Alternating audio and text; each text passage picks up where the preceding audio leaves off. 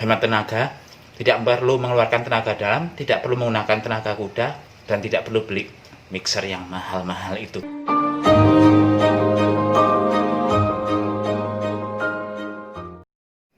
Bapak Ibu, sekarang jam 2 pagi, saya nggak bisa tidur gara-gara habis nonton film, ceritanya itu endingnya sedih, malah kepikiran.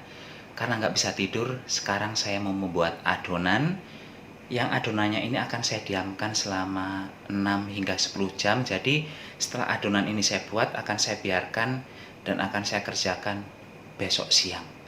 Gimpun, sekarang langsung OTW capcus ke adonannya ya. Untuk membuat adonan kali ini saya sudah menyiapkan tepung terigu cakra sebanyak 250 gram. Ini protein tinggi ya. Kemudian ada kuning telur 1 biji, gula pasir sebanyak 1 sendok makan, dan terakhir air sebanyak 125 ml atau 1/3 gelas, ini lebih sedikit. Gulanya dimasukkan ke dalam gelas ya.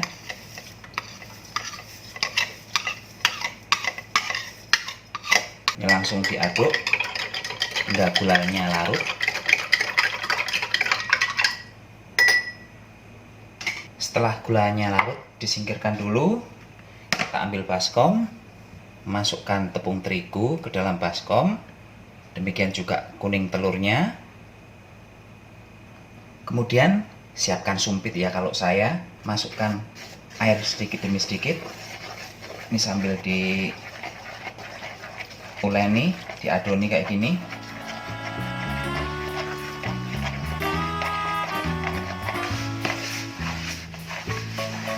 Ini diaduk terus hingga semuanya tercampur antara terigu, air, dan telurnya.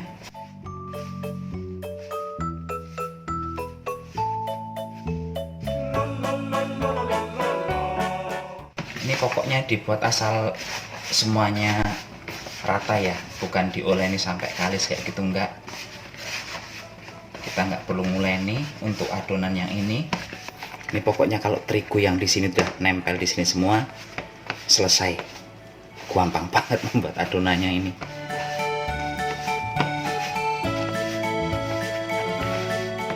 Nggak sampai 3 menit udah tercampur semua.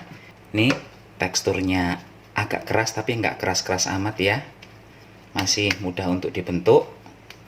Dan ini akan saya biarkan selama 6 jam di dalam baskom.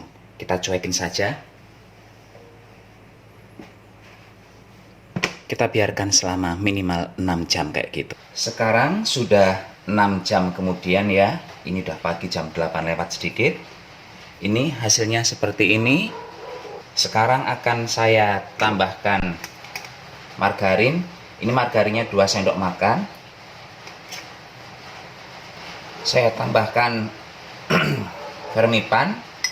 Ini vermipannya tadi saya menggunakan 1,5 sendok.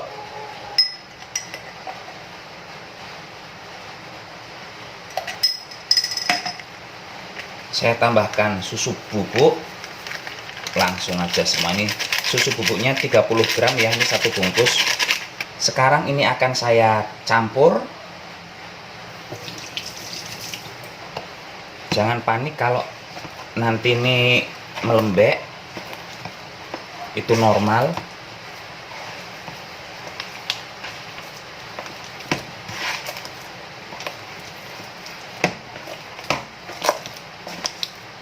Oh ya, untuk campuran airnya di vermipan tadi itu saya menggunakan 2 sendok makan air dicampur dengan vermipan sebanyak 1,5 sendok teh.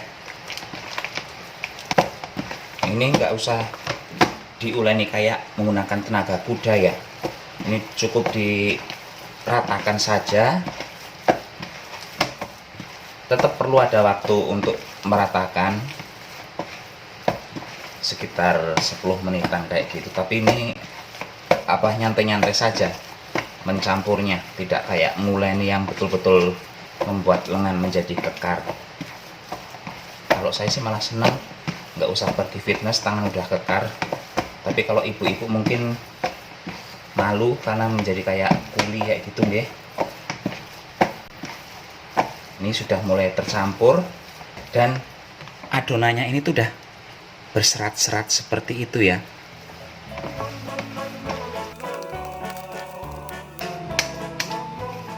Ini adonannya sudah agak bagus, nggak selembek pas di awal pencampuran tadi.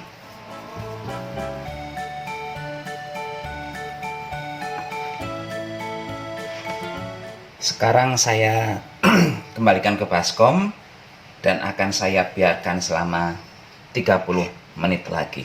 Sekarang sudah 30 menit, sudah mengembang lagi.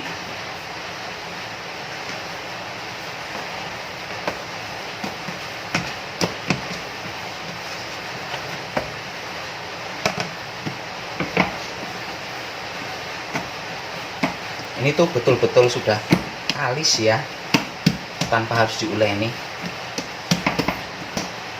Dan sekarang ini akan saya potong-potong sekitar 40 graman satu potongannya.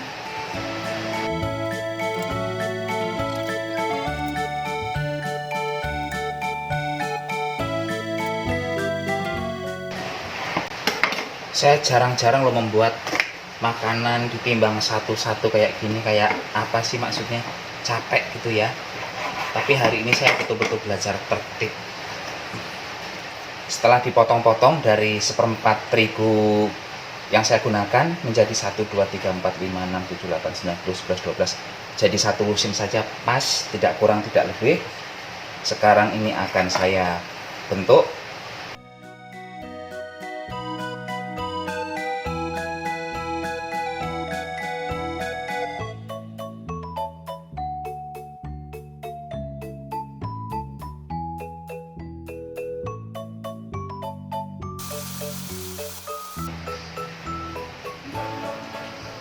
Udah, akhirnya selesai. Sekarang akan saya tutup lagi selama 30 menit. Biarkan dulu 30 menit lagi ya. Sekarang sudah 30 menit. Wow, besar-besar jadinya. Ini adonan ini akan saya bagi dua, sebagian saya goreng, sisanya saya panggang. Dan sekarang saya akan menyiapkan yang untuk dipanggang dulu.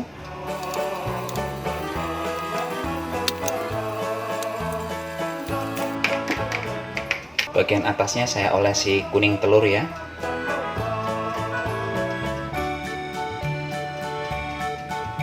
Sekarang saya panggang. Saya menggunakan api bawah. Ini saya setting di suhu 200 di oven saya ya. Kalau oven orang lain mungkin sekitar 150-an.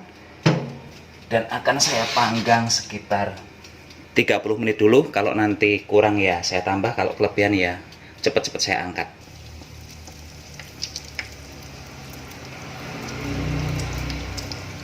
Ini digoreng dengan api yang kecil, jangan menggunakan api besar, akan cepat gosong.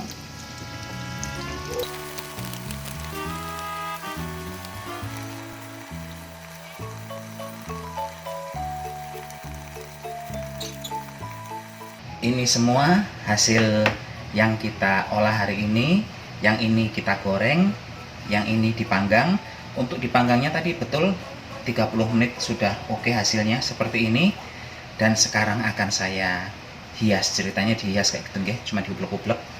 Yang digoreng ini akan saya bagi dua, sebagian akan saya taburi keju, sisanya akan saya beri gula. Ini saya beri susu kental manis bagian atasnya.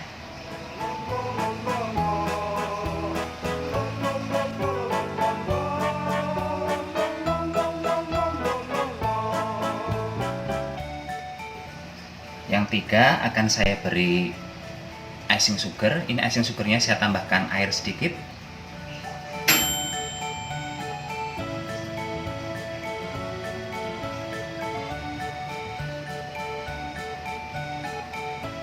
Sementara untuk yang dipanggang akan saya beri abon yang ini.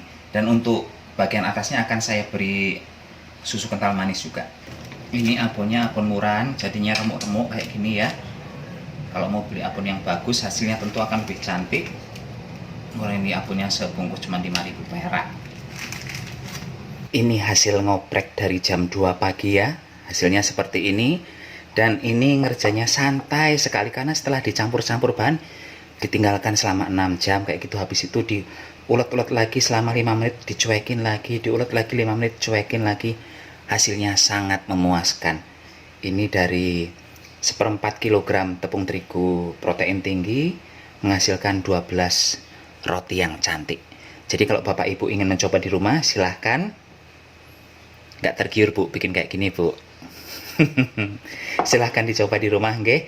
Ini gula pasirnya tadi malam saya menggunakan 1 sendok makan saja. Hemat banget kan? Silahkan dicoba di rumah. Sekarang kita lihat bagian dalam dari roti ini seperti apa. Tuh, cantik kan?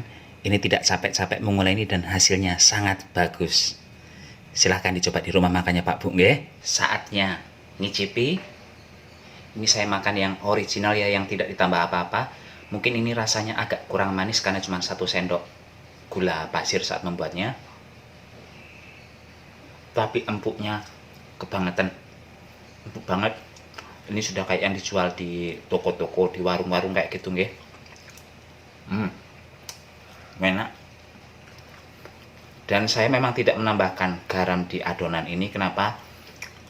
Karena margarin yang saya pakai biasanya akan cenderung asin, jadi saya merasa sudah cukuplah, nggak usah tambah garam lagi kayak gitu. Apakah ini seret? Enggak, ini enggak seret, masih sangat oke. Ini untuk yang digoreng bagian dalamnya seperti ini. Wow, sama aja cantiknya ya, nggak ada bedanya dengan yang dipanggang. Kalau yang pertama tadi kan dipanggang, ini yang digoreng. Tetap bagus, sama-sama bagus. Sekarang kita icipi lagi rasanya seperti apa. Kalau yang ini versi yang digoreng dan ini saya beri apa namanya tadi, lapisan gula. Karena sudah ada tambahan gulanya, ini rasanya lebih maknyus. Dan yang digoreng rasanya lebih lembut lagi. Yang dipanggang tadi udah lembut, ini jauh lebih lembut lagi.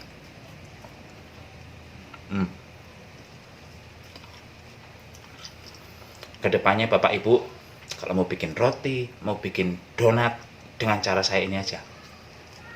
Gampang, nggak ribet, hemat tenaga, tidak perlu mengeluarkan tenaga dalam, tidak perlu menggunakan tenaga kuda, tidak perlu jadi kekar kayak gitu nggih buat ibu-ibunya terutama. Dan tidak perlu beli mixer yang mahal-mahal itu kalau cuma buat bikin roti-rotian seperti ini. Gimana Pak Bu? Minat mencoba di rumah? Silahkan dicoba nggih. Bahannya murah meriah, modalnya juga nggak banyak, dan hasilnya kemungkinan besar akan jadi, nggak akan gagal. Kalau sudah dicoba, laporkan ke saya nggih. Ya pun, Santos Sapi mohon pamit, sampai jumpa di video berikutnya. Hari Minggu turun hujan, si Desi lagi sakit gigi. Videonya cukup sekian, kita jumpa lagi esok hari. Ngimpun, bye bye.